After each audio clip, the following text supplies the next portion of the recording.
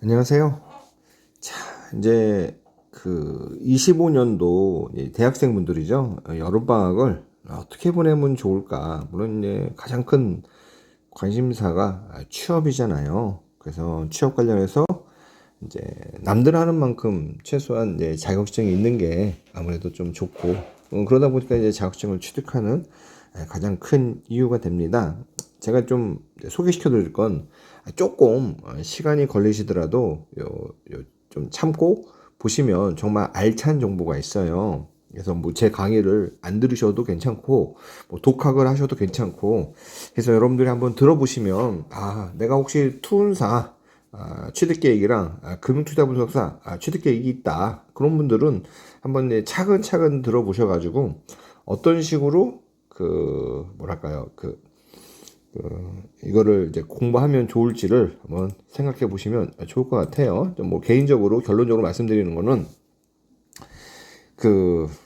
제 강의를 들으시면 좋다라는 겁니다. 자, 볼게요.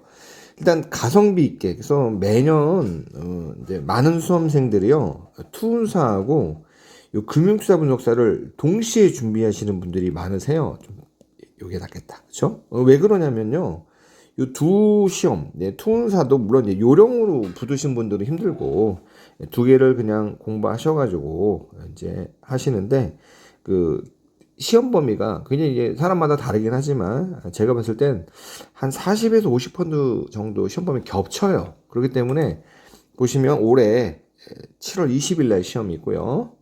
8월 24일 날 이렇게 시험이 있어서 약 한 4주, 좀 길게 보면 5주까지 좀 여유가 있어요. 그러다 보니까 여러분들이 금융투자 분석, 투운사 공부하시고 9월 바탕으로 금융투자 분석사 공부하시면 어느 정도 충분히 준비가 되지 않을까 생각이 들어요. 근데 좀 안타까운 소식이 하나 있어요. 뭐냐면 작년에 금융투자 분석사 준비하신 분들한테는 유독 어려웠어요. 보시면 제가 아마 금융투자 분석사를 19년부터 강의한 것 같은데 이때 2020년도에는요 코로나 때였어요. 그래서 굉장히 많은 사람들이 공부할 수 있는 기간이 많았던 것 같아요. 그래서 쭉 그러다가 그쵸, 27%, 와, 24년도에 조금 어려웠어요. 제가 봤을 때도 24년도 문제는 좀 어려웠다 그랬어요. 최근 한 5년 동안 제일 어려운 것 같다라고 제가 작년에 요 후기 영상에 같이 올려드렸었어요. 보시면, 그죠?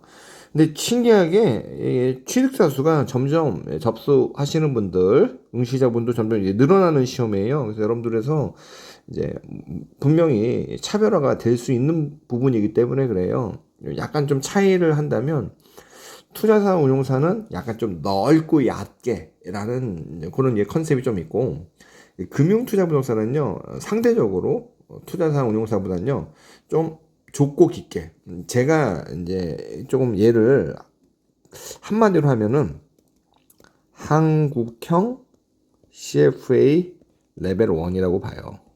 제가 이제 CFA 강의도 하는데 이 레벨 1보다는 조금 쉬운 거. 그러니까 레벨 1이 예를 들어 100 정도 난이도면요. 물론 이제 레벨 1이 좀 더 뭐랄까 범위가 넓긴 해요. 100 정도면은 요 금융투자 분석사는 레벨 1에 한 70 정도 수준 정도 되는 거기서 약간 좀 CFA 레벨 1의 좀 소프트 버전이라고 좀 생각이 들어요. 그래서 요 생각이 있으신 분들은 요 금융투자 분석사로 공부하시는 것도 한번 하시고 워밍업 하시고 CFA 하시는 것도 괜찮고, 금융투자 분석사 있으면 기본적으로 밸류에이션을 조금 할 수 있겠구나, 밸류에이션에 대한 어떤 이해가 있겠구나라고 충분히 면접자 입장에서는 생각을 해볼 수 있는 그런 자격증이에요.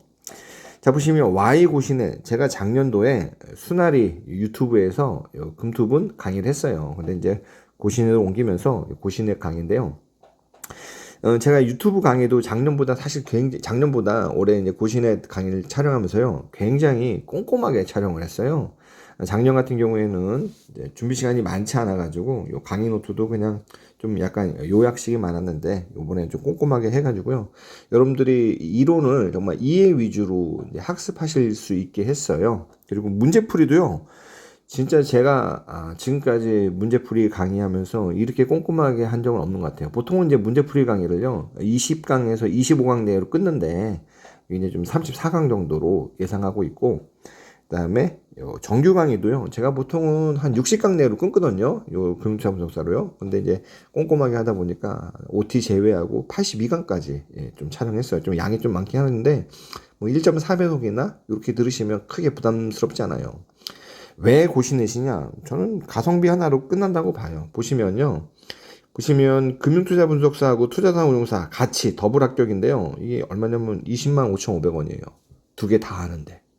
이런 강의는 저는 없다라고 봐요. 물론 이제 교재는 별도고요. 그다음에 금융투자 분석사 보시면요, 이제 패키지죠. 이론하고 문제풀이 20만 원이 채 안 돼요. 물론 교재 별도고. 보시면 만약에 이제 시험 범위가 아니죠. 요 개별 강의를 본다면 이제 문제풀이는 9만 원, 이론만 보면은 15만 원이에요. 뭐 전 이 정도면은 어느 인강 업체랑 비교해서도 비싸다고 생각은 전혀 안 들거든요. 그리고 이 교재가요, 제 이제 제목 이름이 문제은행이에요. 문제 위주로 많이 냈어요. 그래서 제가 이제 어떤 마음으로 냈냐면, 이제 문제 최소 10배수, 10배수라는 마음. 예를 들어, 어떤 파트에서 5문제가 나온다. 그러면 저는 10배수니까 최소 50문제. 그럼 뭐, 100%이 시험 문제가 여기에 걸린다고 보장하진 않으나, 합격하기에는 문제 없는 수준의 문제 양이라고 봐요. 그리고 저 이제 장담하건대 시중에 나온 어떤 교재도요, 요 다시 보기 사회부는 없을 거라고 봐요. 24년부터 21년까지 다시 보기 시험이 있어요. 여러분들이 24년도 문제가 좀 어렵거든요. 여러분들이 한번 시험 보시면서 실전 감각을 익힐 수가 있어요. 자, 이제 지금부터 투자자산 운용사하고 금융투자 분석사 좀 비교해 볼게요. 제가 왜 한 4, 50% 겹치고 투운사 공부하신 분들이 금투분 같이 공부하시면 좀 더 효과적이고 효율적인지요. 보시면요, 조금 추가할 부분, 요 투운사에만 있는 거, 죄송합니다. 금투분에는 있고 투운사에는 없는 부분들이 통계, 회계, 회사법. 회사법은 상법이에요. 통계가 5문제 나오고요. 회사법 5문제, 회계 10문제. 통계는 솔직히 말씀드리면 공부를 하시나 공부를 안 하시나 한계 차이예요. 내가 4개 맞추냐 3개 맞추냐 5문제 중에 요 차이예요. 공부해도 그만 안 해도 그만. 회사법 역시도 공부를 해도 한 4문제, 좀 안 해도 3문제 이 정도. 왜냐면 상법이 방대하거든요. 회계는 확실히 공부하면 한 7문제까지도 가요. 회계 베이스가 없더라도. 왜냐면 쉽게 내거든요. 그래서 좀 차이가 있다면 이런 부분이 있어요. 계산 문제가 많아요. 투운사는요, 계산 문제가 진짜 많이 나오면 15문제, 적게 나오면 한 11문제 정도 나오거든요. 그래서 15에서 11문제, 뭐 조금 브로드하게 잡으면 10문제에서 15문제 정도 계산 문제예요. 그래서 이제 계산 문제를 내가 몇 개 틀리더라도 합격의 대세에는 지장이 안 돼요. 근데 금투분은요, 계산 문제가 35문제예요. 물론 여기 플러스 마이너스 제가 봤을 때 5개 정도 편차는 있어요.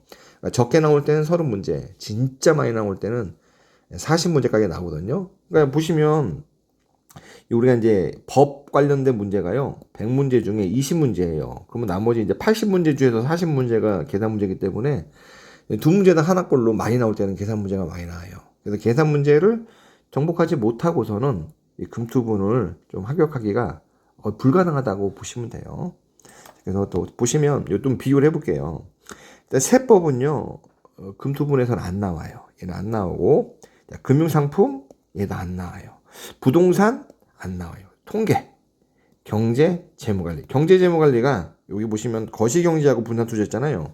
이게 겹쳐요. 근데 조금 더 심화된 버전으로, 대한투자 해외증권 이거 안 나와요. 투자 분석 기법 중에서도요, 일부가 나와요. 일부가 이제 주식의 어떤 가치평가 문제, 뭐 채권에 대한 가치평가 문제. 여기 있네요. 주식채권. 그래서 이런 부분들 좀 겹쳐요. 그래서 주식채권 부분들은 투운사랑 유사해요. 파생이랑 파생결합 유사한데, 이 파생결합이 조금 더 제도적인 부분들이 많이 나오고, 회계는 그렇게 어렵진 않아요. 기업가치평가라고 있는데요. 기업가치평가는 이 주식이랑 사실상 유사해요. 자본시장법은 제가 쉽다고 했어요. 왜냐면 투자자산 운용사는요, 집합투자업, 신탁업, 투자 일임업, 투자 자문업 이것처럼 웬만한 요 금융투자 업자들에 대한 규정들이 많이 나와요. 근데 요 금융투자 분석사는요, 그런 부분들이 빠져 있어요. 그렇기 때문에 시험 범위가 확 줄어요. 그리고 희소식이죠. 잘 아시다시피 우리 협회 문제는요, 문제은행식이에요. 그러니까 요 문제가 여기서도 나온다는 얘기예요. 직무윤리 똑같아요. 직무윤리가 여기 배우잖아요. 직무윤리가 여기서도 문제가 나와요. 쉽게 말하면 얘가 10문제, 6문제인데 사실상 15문제는 먹고 들어가시는 거예요. 회사법만 죄송합니다. 10문제가 아니라 요 5문제예요. 공부 좀 더 하시면 돼요. 그 때문에 제가 봤을 때 겹치는 게 이렇게 많다라고 봐요. 그러니까 약간 요 금융투자분석사는 재무관리 쪽에 좀 심화된 버전. 근데 재무관리를 조금 더 많이 공부하면 되는 거예요. 강론으로 보신다면 자, 1과목 부분에서 주로 투자되는 나오는 게 뭐 평균 계산하는 거, 분산, 뭐 신뢰 구간, 뭐 회계 분석 이런 것들이 주로 출제되고요.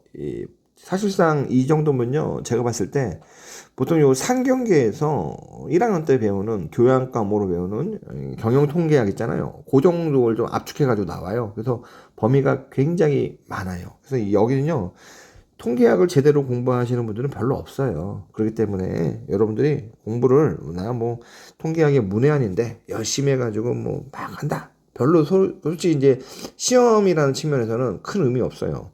공부하셔도 세 문제, 공부 안 해도 세 문제, 큰 차이가 없어요. 그래서 여기서는요, 그냥 내가 한 세 문제만 맞춘다. 이런 마음으로 가시면 되고요. 경제가 10문제인데요. 투문사보다 난이도 높아요. 근데 한 절반 정도 겹치는데, 여기는 ISLM, ADS, 쉽게 말하면 ISLM 실업에 대한 거, 특히 요 경제 성장은 투문사에 얻는 거예요. 요런 부분들이 조금 더 많이 나와요. 좀 더 난이도 높고, 계산 문제도 꽤 있어요. 재무관리도 난이도 높고 약 한 절반 정도 겹쳐요. MFB, IRR 계산하는 거, 그렇죠?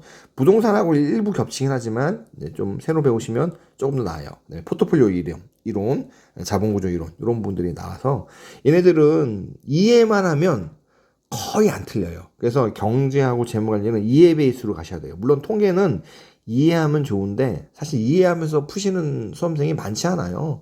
10명 중에 한 분 될까 말까 해요. 그러다 보니까 통계는 제가 강의할 때, 야, 이거 나아요. 이거 나아요. 이거 외우세요. 외우세요. 딱 그 정도 공부하시면 그냥 5문제 중에 3문제. 이 정도 맞춰요. 주식도요, 이해하는 거예요. 그러다 보니까 요 상대가치평가 좀 더 자세히 나오죠. 난이도만 투문사 대비 약간 높아지고요. 그 다음에 문제 유형이라는 것들이 좀 유사해요. 채권도 거의 유사해요. 우리 보시면 최근에 투문사에서 볼록성 나오잖아요. 이 금수저분석사는요, 볼록성이 계속 나오는 주제였어요. 듀레이션과 볼록성 항상 나오고, 여기 역시도 이해하시면 돼요. 이해하시면 뭐 다 맞추거나 하나 틀리거나 2개 틀리거나 이 정도예요. 그래서 여기 주식이나 채권은 다 이해 베이스예요. 그냥 내가 암기해야지. 사실 이 암기가 한계가 있기 때문에요. 얘네들은 이해하셔야 돼요. 아무리 문제은행이라도 이해하셔야 돼요. 파생상품 역시도요, 투문사하고 거의 유사한데 얘도 이해하셔야 돼요. 자, 보시면 여기 파생상품 보시면요, 10문제 중에 옵션이 보통 한 6, 7문제 나오고요. 선물이 한 3, 4문제 나와요. 그래서 이런 부분들 이해하시면 되고, 파생결합증권, 이 투문사랑 겹쳐요. 금융상품에 보면요, 파생결합증권이 좀 나아요. 우리 ELS하고 ELW가 나오잖아요. 근데 우리가 이제 ETN이나 이런 것들을 나오는데, 과목 자체 난이도가 낮은데, 얘를 좀 5문제 중에요, 한 3, 4문제가 파생결합증권 발행 관련해가지고, 운용 관련한 법규, 규정 문제예요. 그래서 계산 문제가 한 문제로 나오긴 하는데요, 대부분 규정 문제예요. 그래서 좀 더 상대적으로 그냥 규정이기 때문에 외우면 돼요. 회계는 투문사에 없는 영역이에요. 되게 어려워하세요. 특히 회계 베이스가 써있죠. 회계 베이스가 없는 수험생이 가장 어려워한다. 실제 제가 봤을 때요, 말 문제가 한 50%, 계산 문제 50%인데요, 요 몇몇 개만 암기하면요, 조금 쉬워요. 제가 보시면 이거죠. 내용은 어려운데요, 실제 시험 문제는 기본만 알아도 풀어요. 그래서 제가 그 문제풀이나 요 내용 할 때 회계 베이스 없는 분들을 위해서 그냥 이거 외우세요. 이거 외우세요. 고르시면 돼요. 그래서 그냥 큰 욕심 갖지 마시고 우리 그 문제은행에 있는 그 내용을 그냥 반복해서 푸시면 한 10문제 중에 7, 8문제는 맞출 수 있는 부분이 회계예요.